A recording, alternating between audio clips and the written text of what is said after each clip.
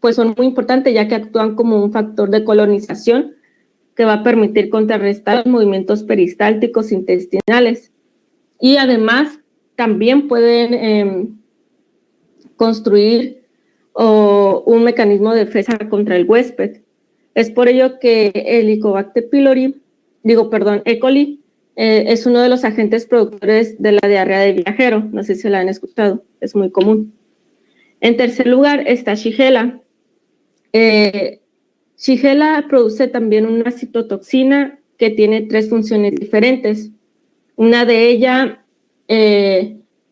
puede actuar como una enterotoxina que va a desencadenar el sistema adeniltociclasa y esta va a dar lugar a una diarrea secretora en sus inicios. Ya posteriormente vamos a ver lo que puede producir.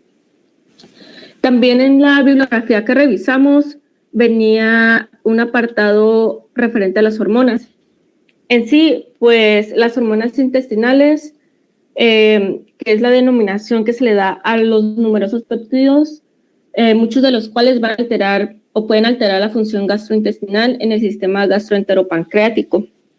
Las hormonas van a actuar como secretagogos y pueden liberar y son liberadas por varios tumores, que estas a su vez van a actuar a través de receptores provocando una diarrea secretora.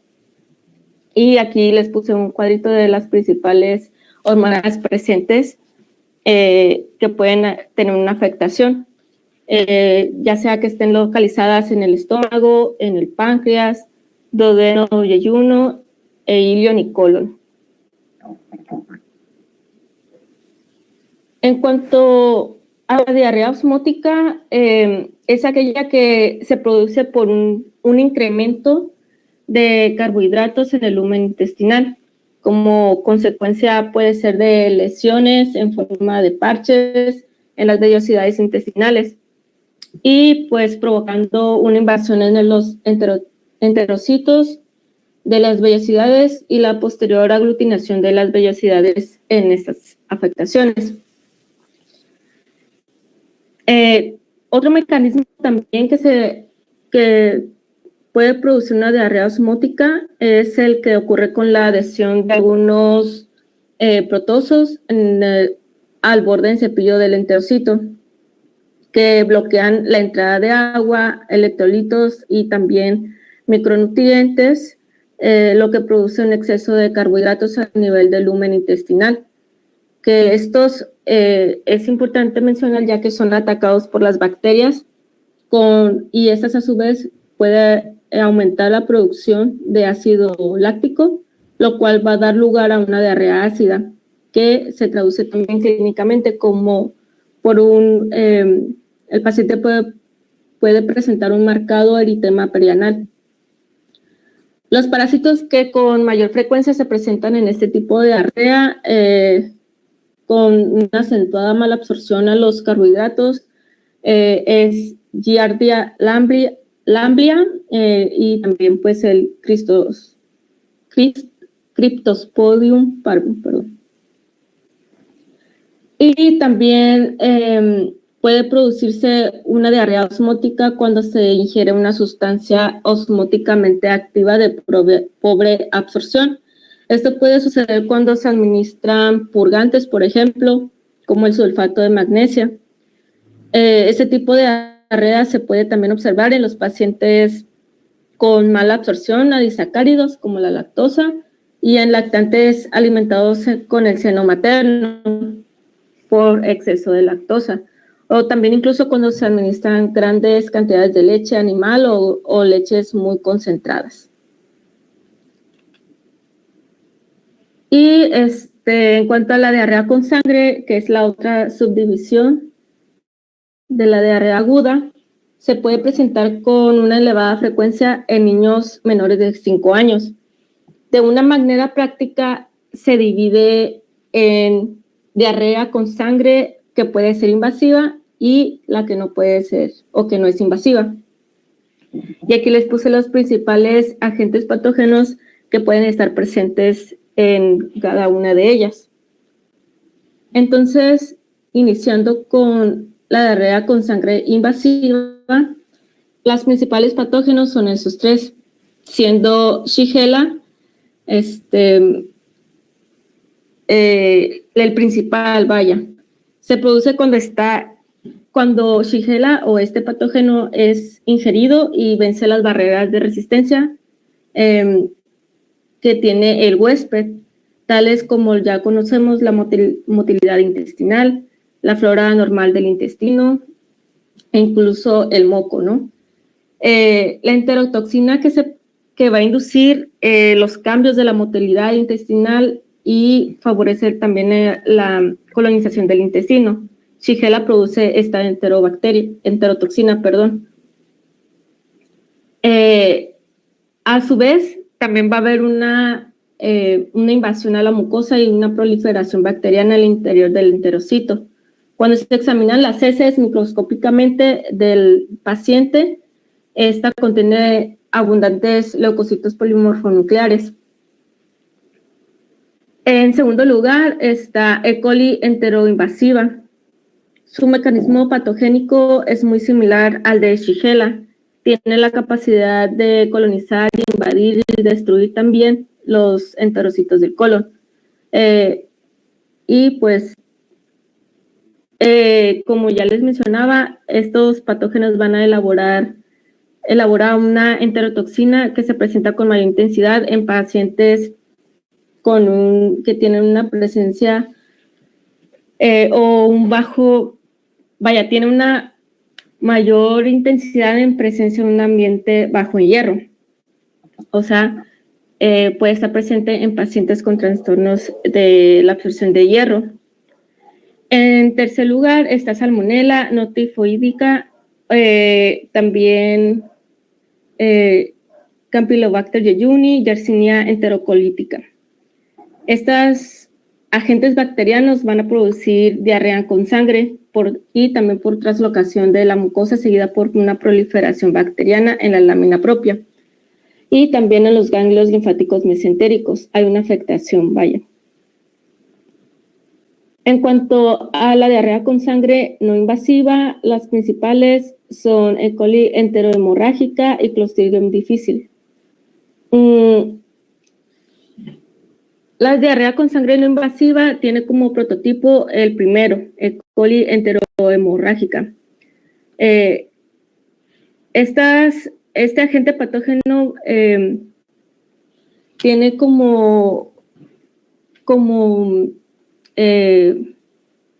va a producir, toxinas, siendo lo que va a producir o lo que van a ocasionar es de que inhiben la síntesis de proteínas y causan un daño directo a la célula epitelial del intestino.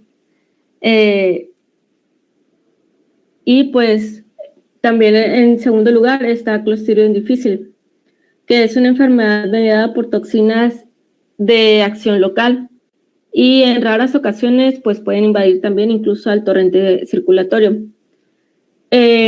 Clostridium produce dos tipos diferentes de toxinas. La toxina A, que es una enterotoxina, y es el principal factor patogénico y tiene pues por ende mayor importancia, mientras que la toxina B es una citotoxina que pues tiene un efecto pequeño o incluso nulo. La acción principal en sí de la toxina A es el intestino en su habilidad para producir una respuesta inflamatoria aguda con activación de macrófagos, mastocitos y una movilización de neutrófilos. En cuanto a los factores de riesgo, pues vaya, dado que la vía de contagio principal es la fecalo-oral, es primordial pues reforzar la higiene ambiental en el medio familiar con una limpieza adecuada de las manos y los objetos empleados, también en la manipulación de niños con diarrea. También pues hay que mencionar que en los últimos años pues se han desarrollado vacunas que hacen frente a algunos agentes productores de gastroenteritis, sobre todo a los ocasionados por virus, como el rotavirus principalmente. que es pues la principal causa de diarrea grave infantil. En la actualidad, pues estas vacunas están disponibles. También cabe destacar que también hay que tener una adecuada, pues con un adecuado manejo en cuanto a la contaminación fecal de agua y alimentos. Por lo tanto, hay que tener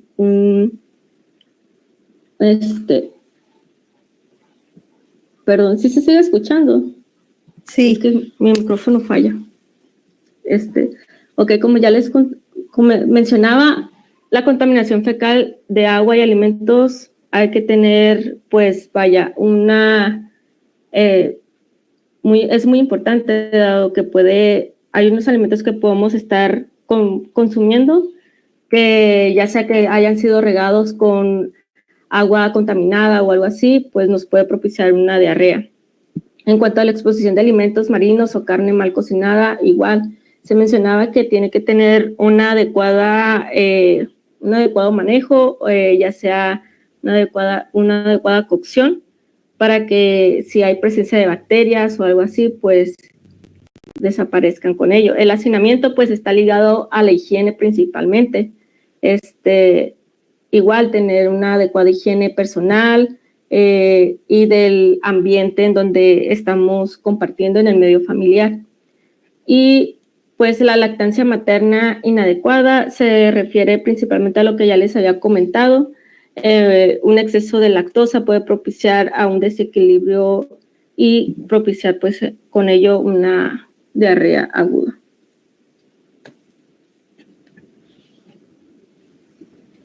Hola, buenas tardes. Referente a los signos y síntomas de la diarrea aguda, como ya mencionó mi compañera, encontramos un aumento de las deposiciones. No hay un número fijo o alguna consistencia en específico. Con que aumente la frecuencia con la que se realiza la actividad, ya se considera diarrea aguda.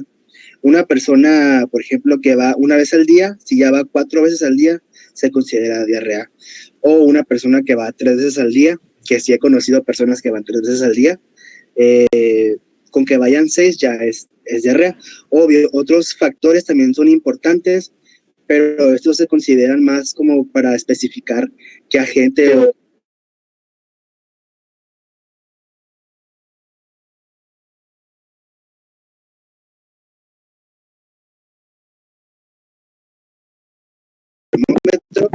signos de deshidratación, ya sea boca seca, astenia, adinamia, irritabilidad, mareos, náuseas, vómitos, dolores de cabeza y sequedad en la piel, malestar general como cuerpo cortado, distensión abdominal con un dolor tipo cólico que es el famoso retortijón y menor de 2 a 3 semanas.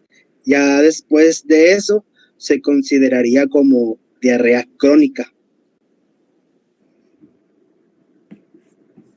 Como diagnóstico diferencial tenemos lo siguiente, lo puse por categorías: cirugía o enfermedades que se resuelven con cirugía, enfermedades sistémicas de la dieta, mala absorción, inflamación u otros o misceláneos. Cirugía tenemos apendicitis, intussuscepción, obstrucción, síndrome de intestino corto. Enfermedades sistémicas, las endocrinopatías, diabetes, hipertiroidismo, enfermedad de Addison, también inmunodeficiencias en la dieta, alergia o intolerancia, ya sea a los lácteos o a la leche, mala absorción, fibrosis quística, enfermedad celíaca, inflamación, colitis ulcerosa, enfermedad de Crohn y enterocolitis de Hirschsprung. Y por último, los misceláneos, ya puede ser un desbordamiento por estreñimiento, o sea que estuvo estreñido mucho tiempo y el cuerpo ya no pudo aguantar, toxinas, síndromes hemolítico urémico o incluso abuso sexual. ¿Estás hablando de la diarrea aguda, perdón? Sí. ¿Los diagnósticos diferenciales? Sí. Ay, se está moviendo el sol. Yo le estoy moviendo. Okay. Ya. En general, las diarreas agudas, que son menos de 2 semanas, sí. la mayoría son infecciosas o secundarias también a algún medicamento, ¿no? Por ejemplo, aquí que nos pone cirugía. Generalmente El intestino corto no suele ser agudo, o sea, no suele dar una diarrea aguda. Una apendicitis sí te puede dar diarrea, pero no es como que pues la alteración más importante. Y la intususcepción en realidad considero que es más bien una consecuencia más que una causa de diarrea, porque en general la intususcepción causa pues obstrucción intestinal. Por ejemplo, en la enfermedad sistémica, pues sí, por ejemplo, la diabetes o el hipertiroidismo sí pueden tener como tal, por ejemplo, la diabetes cuando tenemos ya neuropatía, podemos tener diarreas, pero tampoco son diarreas agudas, no son que sean exclusivamente causadas por neuropatía, no son diarreas agudas.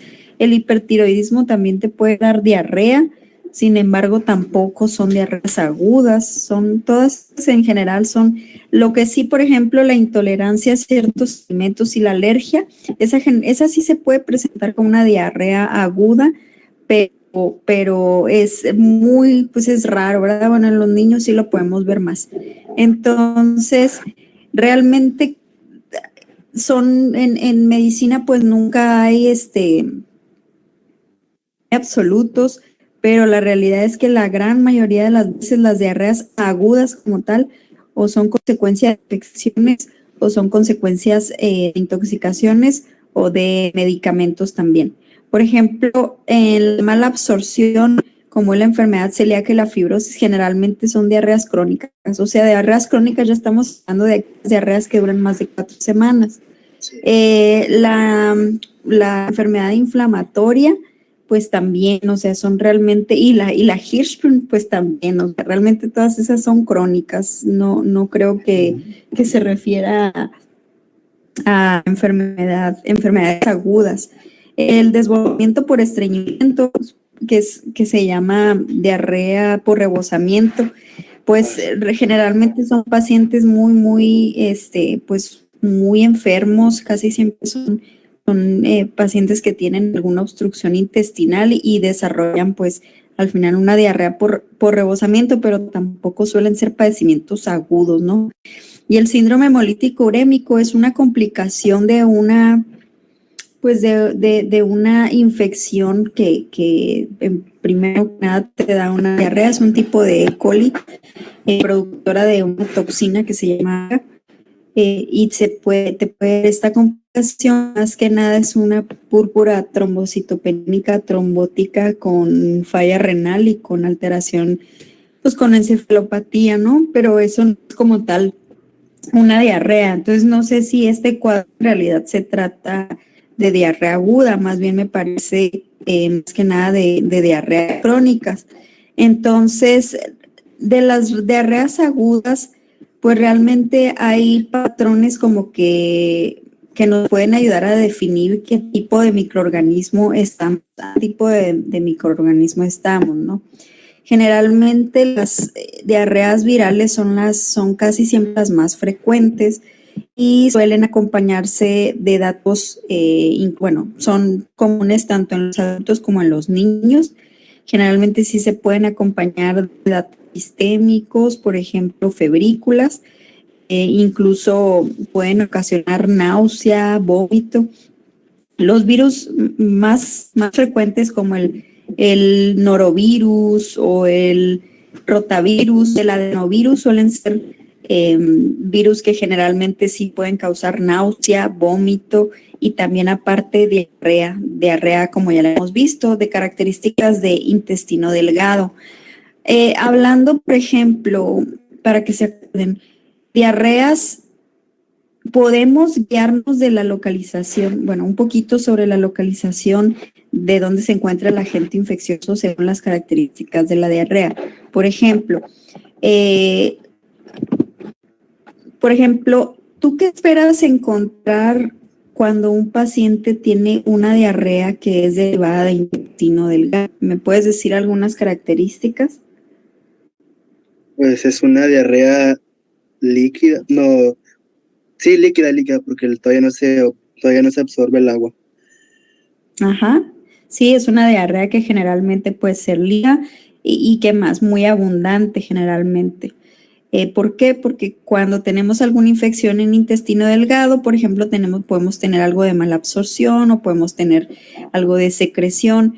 Entonces suele ser, como bien dices, como ahí hay el intercambio de más solutos y de agua, pues podemos tener una diarrea abundante. A diferencia de la diarrea colónica, que en ocasiones puede ser un poco menos abundante, y también podemos tener algunos síntomas asociados. Por ejemplo, la diarrea colónica, cuando tenemos más problemas distales, podemos tener lo que es el pujo, el tenesmo, que ahí nos dice que estamos teniendo algo de inflamación hacia la parte baja, hacia el recto, ¿no? Entonces eso siempre hay que preguntarlo en los pacientes. El dolor abdominal, pues ese sí lo podemos encontrar en cualquiera de los dos, ya sea colónica o de intestino delgado, la distensión abdominal también. Entonces, por ejemplo, otros patógenos importantes aparte de los virus, pues como nos estuvieron mencionando, algunas bacterias que suelen ser importantes. Primero que nada, por ejemplo, hay que recordar lo que es la diarrea, por ejemplo, por cólera, que aunque ya no es tan importante, tanto el vibrio cólera como la Escherichia coli enterotoxígena pueden dar evacuaciones de muy grandísima cantidad, incluso perder 1 litro en una hora, ¿no? O sea, estar perdiendo agua de una manera impresionante. Generalmente el cólera tiene un tiempo de incubación de 1 o 2 días y después comienza con diarrea indolora, pero de características líquidas. Se le llamaba comúnmente como agua de arroz porque se ve como un agua blanquecina de olor como de pescado, así lo mencionaban pues normalmente en algunos lugares, pero las características más importantes son que son diarreas muy abundantes que llevan al paciente a un estado de shock en cuestión de horas y que si no se trata, la mortalidad puede ser muy, muy alta. Aquí en los años 90 había bastante cólera, a principios de los 90 fue una verdadera epidemia. Ahorita todavía existe el cólera, pero ya no la vemos de las características tan importantes. Y aunque generalmente damos tratamiento antibiótico para el cólera, ¿alguien me puede decir qué tratamiento para el cólera está recomendado?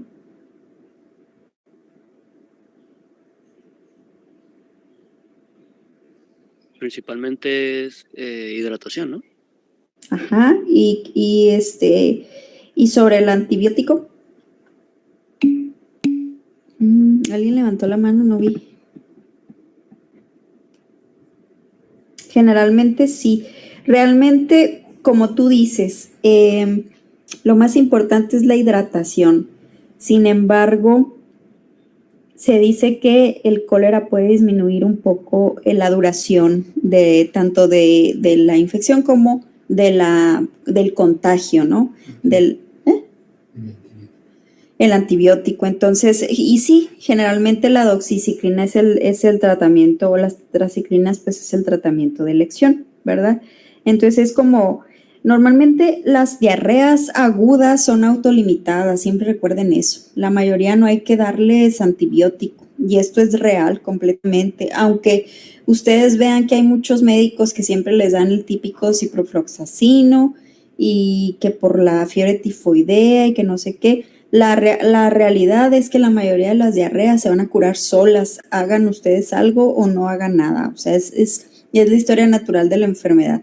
Y así es, se curan en 2, 3, 4 días y listo, ¿no?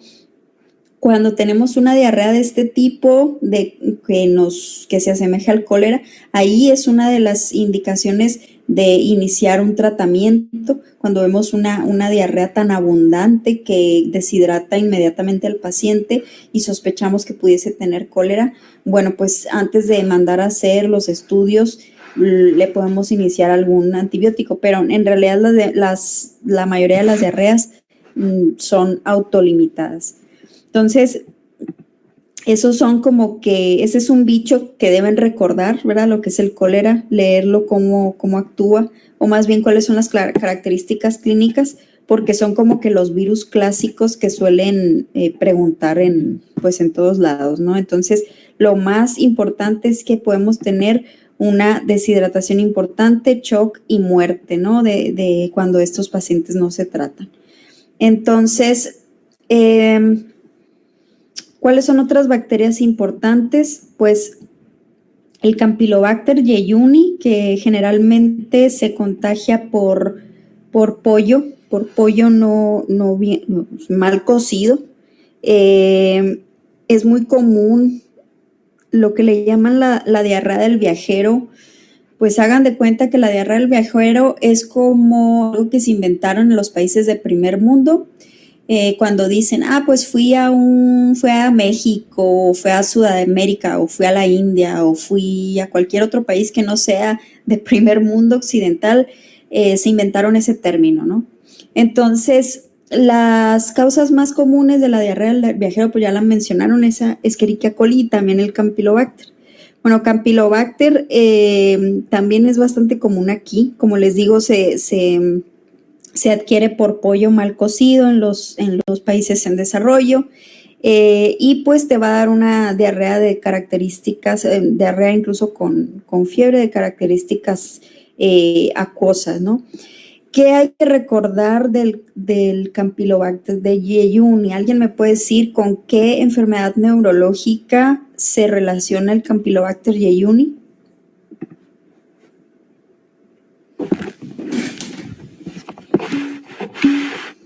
Así es, con el Guillain-Barré, que pues es una polineuropatía ascendente simétrica generalmente, que es una enfermedad neurológica, ¿no? Después de que se desarrolla la diarrea, hay formación de autoanticuerpos que provocan esta polineuropatía y puede llevar al paciente pues a quedarse paralizado, incluso sin poder respirar, necesitan ventilación mecánica. Y aunque en muchas ocasiones puede ser reversible, algunos pacientes pueden quedar con secuelas, ¿no? Entonces, es algo que hay que tener en cuenta. En la mayoría de los casos no tenemos como tal un antecedente de que, me dio diarrea y después desarrollé el Guillain-Barré, pero en algunos pacientes sí podemos, haciendo un buen interrogatorio, sí podemos detectar que los pacientes tuvieron una diarrea previa al desarrollo de los síntomas. Entonces siempre hay que recordar la relación entre Campylobacter, ¿no? Después tenemos otras infecciones como la salmonela tifi o la salmonela paratifi, ¿no? Generalmente estas se asocia al consumo de pollo, de huevos, de leche que está contaminada y pues generalmente también tenemos una diarrea con características de intestino delgado, dolor abdominal. La fiebre tifoidea, que quiere decir que es la bacteria hace una circulación sistémica, o sea, digamos que hace como una bacteremia y se puede localizar en cualquier lugar del organismo. En realidad ya es muy rara ver la fiebre tifoidea. Casi siempre la salmonela nos produce una diarrea autolimitada generalmente que no nos lleva a tener las complicaciones que veíamos previamente en la fiebre tifoidea. Ya no es tan común revisarlo. A ver, espérenme un momentito. Espérenme.